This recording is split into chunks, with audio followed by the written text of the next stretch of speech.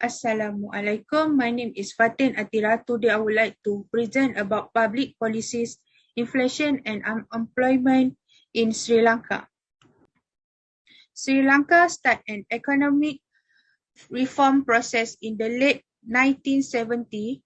The second wave such reform policies 1990 result comprehensive removal of obstacles to a market economy and signal a systemic change in the nation's strategy for economic development. This country attempts to attain the kind of political and policy stability required for an innovative aspect initiative were hindered by a protected armed separatist insurgency that lasts of 3 decades. Sri Lanka was able monitor respectable GDP growth rate of about 5% annually throughout time, which allow the nation to make some headway in upgrading employment outcomes and attempt to reduce poverty. Several of these tensions have been mirrored in Sri Lanka economic policy throughout the past 10 years. The government increasingly started to deal with the advent of coalition politics, which saw a shortening of economic cycles. Reform initiatives mostly stagnated starting in the late 1990s. During a brief break in 2002 until 2004, Sri Lanka went from a widespread apathy towards reform which called for price controls on a variety of critical items and pulling in of nationalization of pro-reform fervor. To increase the country economic productivity in the medium term, considerable power effort were to be put in place with a focus on creating a better business environment.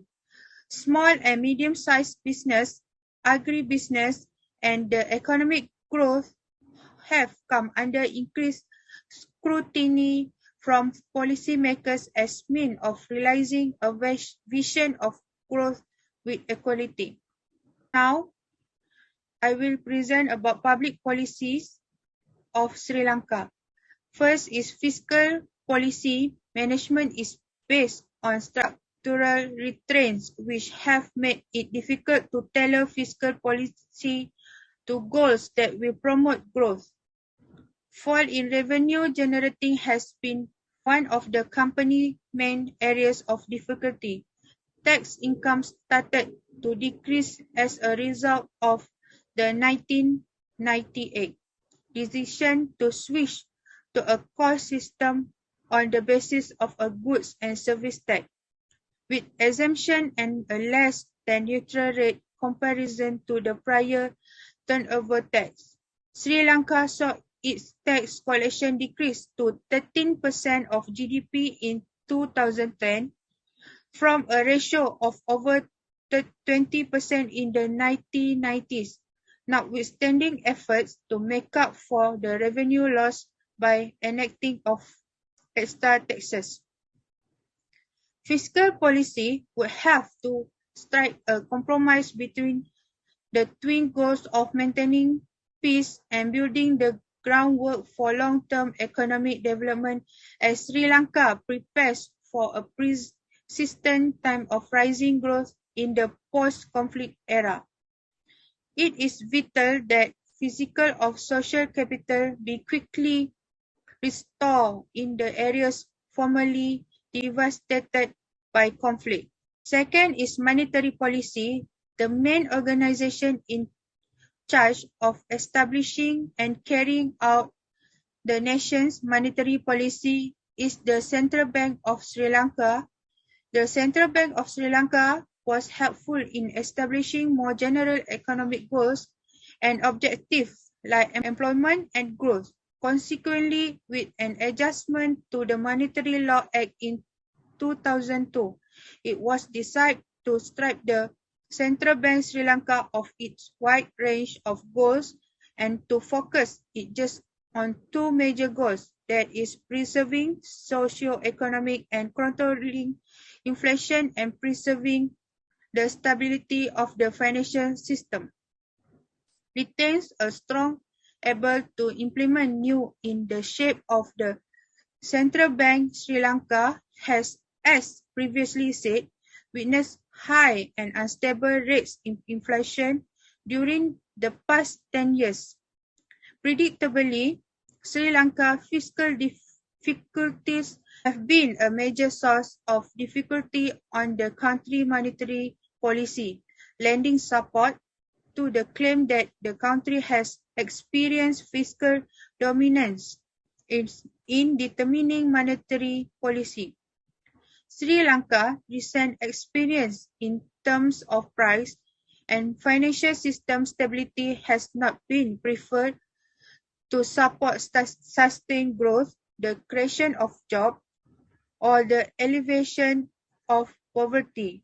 Investor sentiment in the economy is affected by price volatility, and investors are prevented from adopting a long-term perspective while preparing for future business expansion.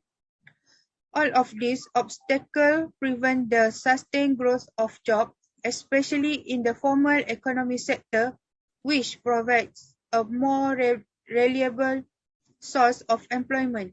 Instability in price has a negative effect on workers' real wage as well. Okay, hello everyone. My name is Natasha Azura and I will discuss about a problem and method to overcome inflation and or unemployment in Sri Lanka. Firstly, is inflation in Sri Lanka. I would like to share to you all about this graph. Okay. This graph, if you see every year the average inflation rate in Sri Lanka was increased every month. It was the highest inflation rate recorded ever. Monthly change of CCPI recorded or price increase observed in items of food non-food categories. Price of items in the non-food category recorded increases mainly due to price increases observed in the transport, housing, water, gas, and other food, restaurants and hotels, and miscellaneous goods and service. And this is a core inflation graph year by year. Next, we move to causes of inflation problem in Sri Lanka. It is best recognized in the Sri Lanka, where inflation is caused by variety of factors. Sri Lanka is facing the double whammy of rising prices and high debt, and its people are bearing the brunt of it as the domestic situation turns increasingly grim. The shortage of US dollars in the country has led to a ripple effect on the prices of most food items and raw materials that are essential for her food business. This situation is really bad and people are suffering. The economic pain has further complicated Sri Lanka's increasingly difficult external debt crisis. And causes of inflation problem is because pandemic COVID-19. COVID-19 dealt another blow to the island nation's tourism dependent economy, aggravating the debt burden.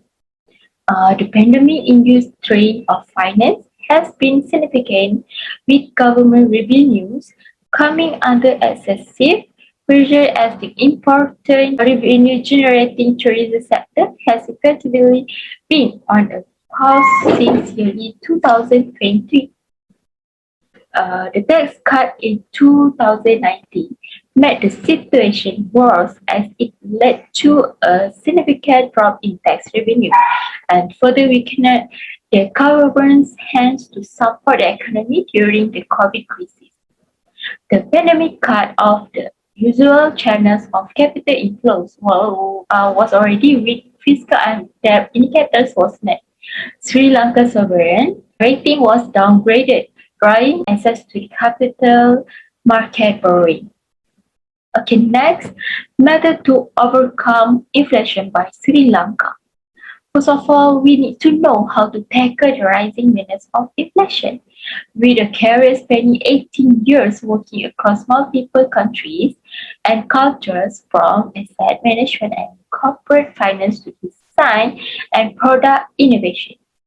First, we need to start speaking up and building steam. It's extraordinary, really difficult to contain. Second, for investors considering their asset allocation strategy, providing protection for portfolios and guarding against inflation, there will be an opportunity to profit from the volatility. Third, investing should be approached for multiple angles of listed equities, fixed income, private equity, and real estate. And last, business need to stock up on cash and stock headings into 2022. Okay. Next, we move to unemployment in Sri Lanka. Unemployment means the population which is considered of whom don't get a change to provide their labor, but they prefer to be employed for any economic advantage.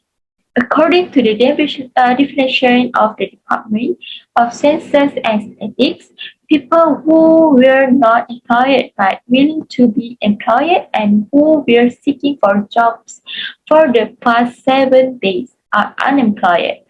Okay, this is graph for unemployment in Sri Lanka.